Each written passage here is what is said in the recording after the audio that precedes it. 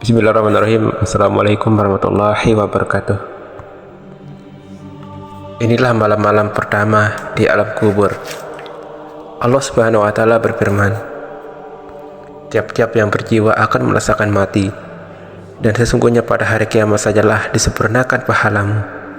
Barang siapa yang dijauhkan dari neraka dan dimasukkan ke dalam surga, maka sungguh ia telah beruntung. Kehidupan dunia itu tidak lain hanyalah kesenangan yang memperdaya. Quran Surah Ali Imran ayat 185. Allah Subhanahu wa Ta'ala memberikan pemberian umum kepada seluruh makhluk bahwa setiap jiwa akan merasakan kematian. Hanya Allah Subhanahu wa Ta'ala saja Maha Hidup, tidak akan mati. Adapun jin, manusia, malaikat semua akan mati. Kematian merupakan hakikat yang menakutkan. Dia akan mendatangi seluruh orang yang hidup dan tidak ada yang kuasa menolak maupun menahannya. Maut merupakan ketetapan Allah. Ini adalah hakikat yang sudah diketahui. Maka sudah sepantasnya kita bersiap diri menghadapinya dengan iman dan amal soleh. Saudaraku seiman, setelah kematian datang kepada kita, maka kita akan menempuh fase alam kubur. Seperti apa kondisi alam kubur yang akan kita tempuh nanti? Mari kita kaji kondisinya hanya di Taman Slimnet. Alam kubur yang menakutkan. Hani radhiyallahu anhu, bekas budak Utsman bin Affan radhiyallahu anhu berkata, kebiasaan Utsman radhiyallahu anhu jika berhenti di sebuah kuburan, beliau menangis sampai membasahi janggutnya. Lalu beliau radhiyallahu anhu ditanya, disebutkan tentang surga dan neraka, tetapi engkau tidak menangis, namun engkau menangis dengan sebab melihat kuburan. Mengapa demikian? Beliau lalu menjawab, sesungguhnya Rasulullah Shallallahu Alaihi Wasallam bersabda, sungguh kubur itu adalah persinggahan pertama dari persinggahan-persinggahan akhirat. Bila seorang selamat dari keburukannya, maka ia setelahnya lebih mudah darinya. Bila seorang tidak selamat dari keburukannya, maka yang setelahnya lebih berat darinya. Rasulullah SAW bersabda, aku tidak melihat suatu pemandangan pun yang lebih menakutkan daripada kubur. Hadis Tirmidzi dan Ibnu Majah, disanadkan oleh Syekh Al-Albani. Karena pasti setelah kubur lebih mudah bagi yang selamat. Maka ketika melihat surga yang disiapkan Allah dalam kuburannya, seorang mukmin mengatakan, ya Rob kami, segerakanlah kiamat agar aku kembali kepada keluargaku dan hartaku. Sebaliknya orang-orang kafir ketika melihat azab pedih yang disiapkan Allah Subhanahu wa Ta'ala baginya, ia mengatakan, ya Rob kami, jangan engkau datangkan kiamat, karena yang akan datang setelahnya lebih pedih siksaannya dan lebih menakutkan. Gelapnya alam kubur. Hal ini ditunjukkan oleh hadis sahih dari Abu Hurairah radhiyallahu anhu bahwa seorang wanita hitam atau seorang pemuda biasanya menyapu Masjid Nabawi pada masa Rasulullah Shallallahu Alaihi Wasallam. Rasulullah Shallallahu Alaihi Wasallam tidak mendapati sehingga beliau Shallallahu Alaihi Wasallam menanyakannya. Para sahabat menjawab, dia telah meninggal dunia. Beliau Shallallahu Alaihi Wasallam berkata, kenapa kalian tidak memberitahukan kepadaku? Abu Hurairah berkata, seolah-olah mereka meremehkan urusannya. Beliau Shallallahu Alaihi Wasallam bersabda, tunjukkan kuburannya kepadaku. Lalu mereka menunjukkan kuburannya. Beliau pun kemudian menyalati wanita itu, lalu bersabda, sesungguhnya kuburan-kuburan ini dipenuhi kegelapan bagi para penghuninya, dan sesungguhnya Allah Subhanahu wa Ta'ala menyinari bagi mereka dengan salatku terhadap mereka. Hadis Al-Bukhari dan Muslim. Himpitan alam kubur. Setelah mayit diletakkan di dalam kubur, maka kubur akan menghimpit dan menjepit dirinya. Tidak seorang pun yang dapat selamat dari himpitannya. Beberapa hadis menerangkan bahwa kubur menghimpit Sa'ad bin Mu'az radhiyallahu anhu. Padahal kematiannya membuat arus berguncang, pintu-pintu langit terbuka, serta malaikat sebanyak 70.000 menyaksikannya. Dalam Sunan An-Nasa'i diriwayatkan dari Ibnu Umar radhiyallahu anhu bahwa Rasulullah Shallallahu Alaihi Wasallam bersabda, inilah yang membuat ars berguncang, pintu-pintu langit dibuka dan disaksikan oleh 70.000 malaikat. Sungguh ia dihimpit dan dijepit oleh kubur, kemudian dibebaskan. Disahihkan oleh Syekh Al-Albani rahimahullah. Dalam Musnad Ahmad diriwayatkan dari Aisyah radhiyallahu anhu bahwa Rasulullah Shallallahu Alaihi Wasallam bersabda, sesungguhnya kubur itu memiliki himpitan yang bila seorang bisa selamat darinya, maka tentu Sa'ad bin Mu'az telah selamat. Himpitan kubur ini akan menimpa semua orang, termasuk anak kecil. Rasulullah SAW bersabda, seandainya ada seorang selamat dari himpitan kubur, maka anak kecil ini pasti selamat. Fitnah ujian kubur. Jika seorang hamba telah diletakkan di dalam kubur, dua malaikat mendatangi dan memberikan beberapa pertanyaan. Inilah yang dimaksud dengan fitnah kubur.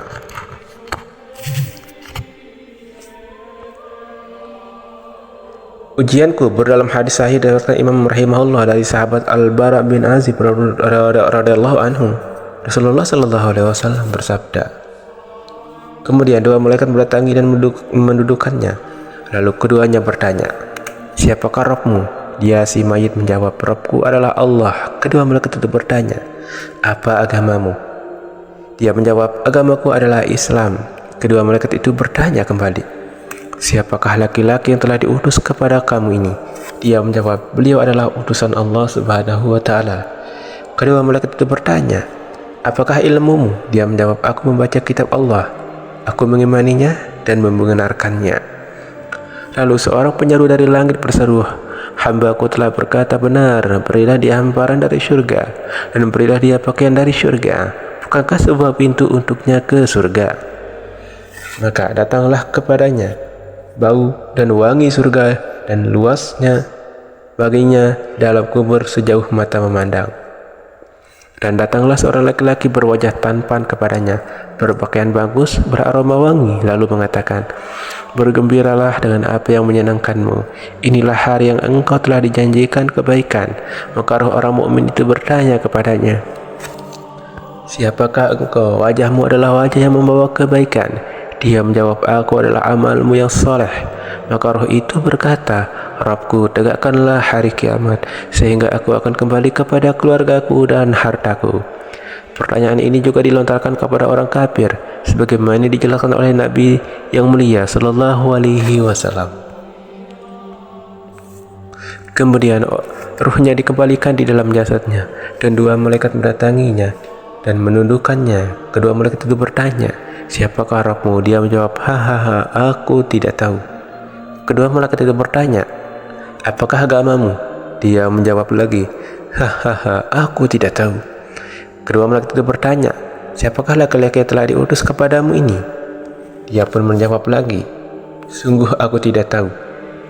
Lalu penyeru dari langit berseru, hamba-Ku telah berkata dusta, berilah dia hamparan dari neraka dan bukakanlah sebuah pintu untuknya ke neraka.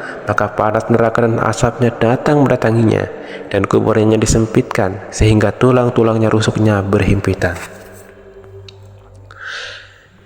Dan datanglah seorang laki-laki berwajah buruk, kepadanya berpakaian buruk beraroma busuk, lalu mengatakan, terimalah kabar yang menyusahkanmu.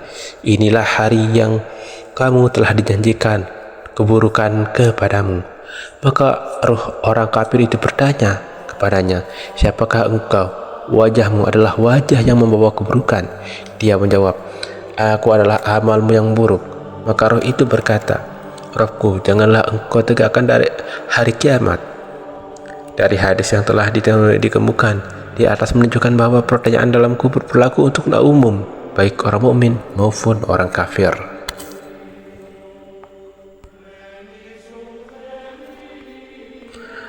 Azab dan nikmat kubur.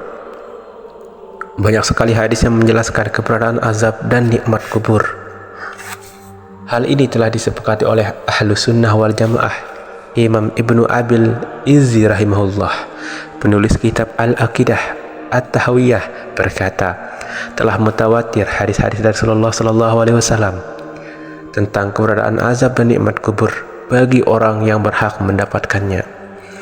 Demikian juga pertanyaan dua malaikat. Oleh karena itu wajib meyakini dan mengimani kepastian ini, dan kita tidak membicarakan bagaimana caranya karena akal tidak memahami bagaimana caranya. Karena keadaan itu tidak dikenal di dunia ini, syariat tidaklah datang membawa perkara yang mustahil bagi akal, tetapi terkadang membawa perkara yang membingungkan akal. Karena kembalinya ruh ke jasad di alam kubur tidaklah dengan cara yang diketahui di dunia, namun ruh dikembalikan ke jasad dengan cara yang berlainan dengan yang ada di dunia.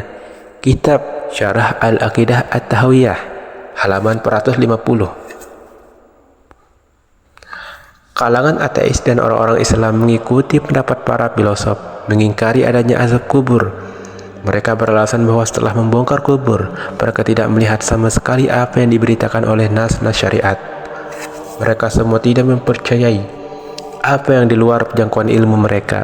Mereka mengira bahwa penglihatan mereka dapat melihat segala sesuatu dan pendengaran mereka dapat mendengar segala sesuatu.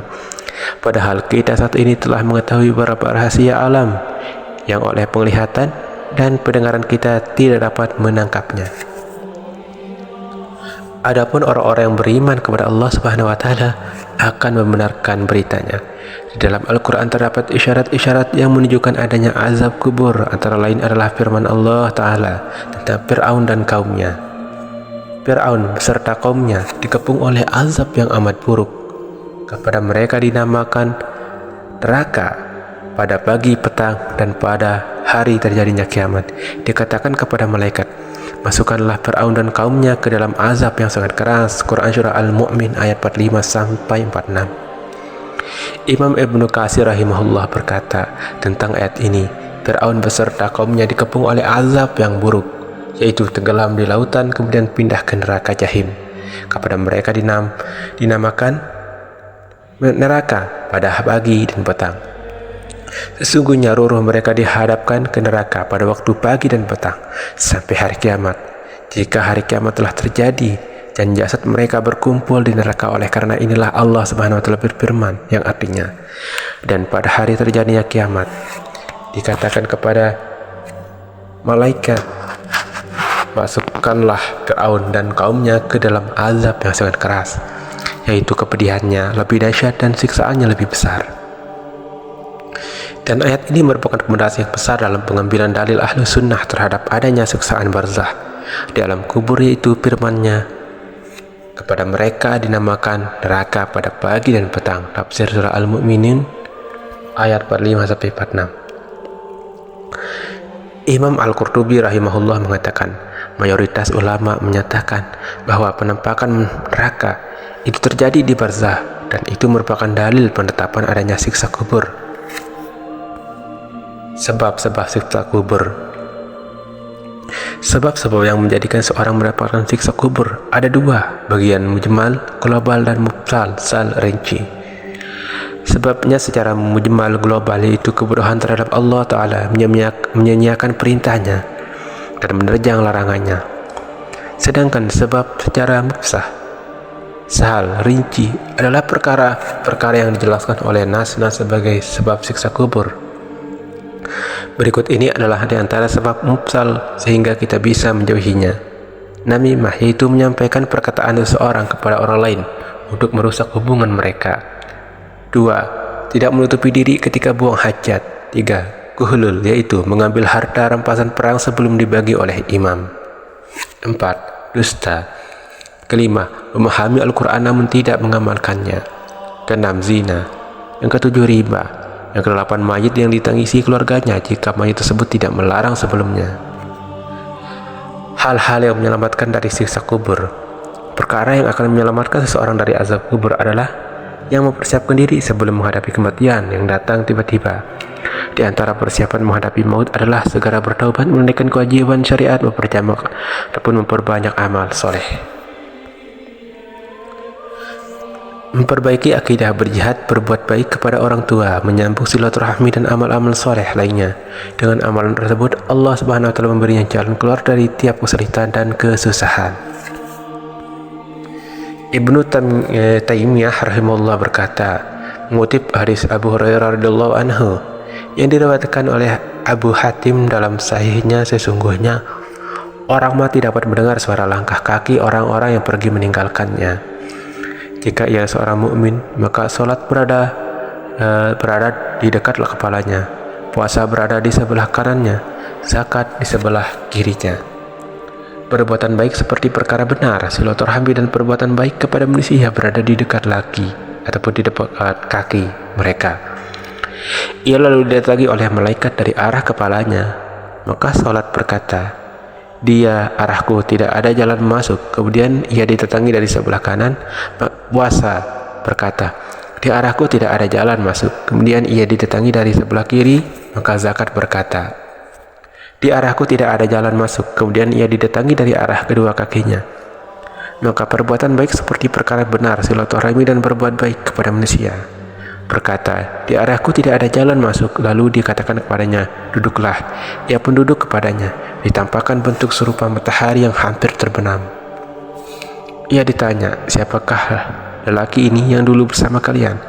Apa pendapatmu tentangnya?" Ia menjawab, "Tinggalkan aku ingin sholat." Mereka menyahut, "Sungguh kamu akan melakukannya. Tetapi jawablah pertanyaan kami." Ia berkata, "Apa pertanyaan kalian?" Mereka menanyakan, "Apa pendapatmu tentang lelaki ini yang dulu bersama kalian? Apa persaksianmu terhadapnya?" Ia menjawab, "Aku bersaksi bahwa ia adalah utusan Allah dan dia membawa kebenaran dari Allah." Lalu dikatakan kepadanya, "Dengan dasar keimanan itulah kau telah hidup, dan dengan dasar itu kau telah mati. Dan dengan dasar itu pula kau akan dibangkitkan insya-Allah." Kemudian dibukakan baginya pintu surga. Lalu dikatakan kepadanya, "Ini tempat tinggalmu di surga dan segala yang telah Allah siapkan untukmu." Ia bertambah senang dan gembira. Kemudian dibukakan pintu neraka dan dikatakan itu adalah tempat tinggal dan segala yang telah Allah siapkan untukmu. Jika kau mendurhakainya, ia bertambah senang dan gembira. Kemudian kuburnya diluaskan seluas 70 hasta dan diterangi cahaya jasadnya dikembalikan seperti semula. Dan ruhnya dijadikan di dalam penciptaan yang baik, yaitu burung yang berdengar di pohon surga. Memohon perlindungan kepada Allah dari fitnah dan azab kubur. Fitnah, ujian, dan azab kubur adalah masalah besar, sehingga Rasulullah SAW memohon perlindungan dari hal itu, baik dalam sholat maupun di luar sholat. Beliau pun sangat menekankan kepada umatnya untuk memohon perlindungan kepada Allah dari segala fitnah dan azab kubur. Orang-orang terpelihara dari ujian dan siksa kubur. Sebagian kaum mukmin yang melakukan amal-amal besar atau tertimpa musibah besar akan terjadi fitnah atau ujian dan azab kubur di antara mereka. Pertama, orang yang mati syahid. An-Nasyai rahimahullah meriwayatkan dalam sunannya bahwa seorang laki-laki bertanya kepada Rasulullah SAW, "Ya Rasulullah, mengapa kaum mukmin diuji dalam kubur kecuali mati syahid?" Beliau menjawab, "Cukuplah baginya ujian kilatan pedang di atas kepalanya." Yang kedua, seseorang yang gugur ketika bertugas di jalan Allah. Padahal Ibnu Ubaid meriwayatkan dari Rasulullah SAW bahwa beliau bersabda, "Setiap orang yang meninggal amalnya ditutup kecuali yang meninggal ketika bertugas di jalan Allah. Amalnya terus bertumbuh sampai hari kiamat, dan ia akan aman dari fitnah kubur." Hadis Tirmizi dan Abu Daud. Yang ketiga, seseorang yang meninggal di hari Jumat. Dalam hadis Abdullah bin Amr, Nabi yang mulia SAW bersabda, "Setiap muslim yang meninggal pada hari Jumat akan dijaga oleh Allah dari fitnah kubur." Hadis Ahmad dan At-Tirmizi. Yang keempat, seorang yang meninggal karena sakit perut. Abdullah bin Yasar radhiyallahu anhu berkata, "Aku pernah duduk bersama Sulaiman bin Sa'd dan Khalid bin Urfatah. Mereka menceritakan bahwa ada seorang laki-laki yang meninggal karena sakit perut. Keduanya ingin menyaksikan jenazahnya. Salah satunya mengatakan kepada yang lain, 'Bukankah Rasulullah SAW bersabda, orang yang meninggal karena sakit perut tidak akan diazab dan di alam kubur?' Yang satu-satunya menjawab, 'Engkau benar.' Hadis Tirmizi dan hadis An-Nasyai. Wallahu alam, hanya Allah yang Maha mengetahui.